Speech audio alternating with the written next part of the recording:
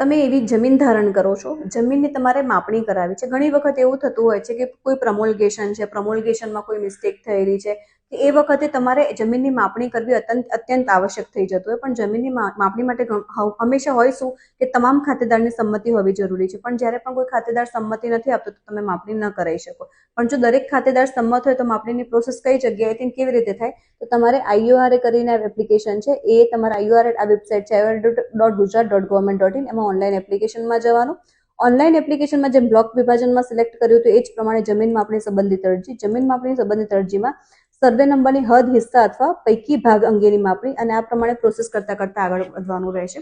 હદ માપણી એટલે શું કે આખી ચારે બાજુ જે આખો સર્વે નંબર છે એ કેટલો છે એને હદ માપણી કહેવાય. હિસ્સા માપણી એટલે કે દરેકના અલગ અલગ અલગ જે હિસ્સા છે એ કેટલા છે એ માપી શકો.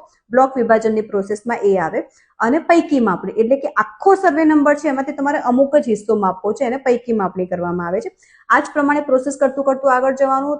એપ્લિકેશન ફોર્મ આવશે, એપ્લિકેશન ફોર્મ સબમિટ કરી અને પૈસા ભરવાના આવશે. એ બધી જે આખી પ્રોસેસ છે ને એમાં કેવું, તમે જેવી એપ્લિકેશન સબમિટ કરશો ને પછી DLR સમક્ષ જતી રહે.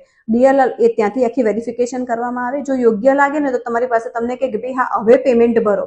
પછી પેમેન્ટ ભરવાનું કે તમે પેમેન્ટ ભરશો પછી લગભગ તમારે મહિના અર્જન્ટમાં હોય તો મહિના 1.5 મહિનાની બધું પતી જતું હોય છે. જો તમે અર્જન્ટ ના કર્યું, સામાન્ય કર્યું હોય તો મોટા ભાગે એ લોકોને જે પ્રમાણે અવેલેબિલિટી હોય 4-6 મહિને એ રીતે આવતા હોય છે અને માપણી કરી જતા હોય છે.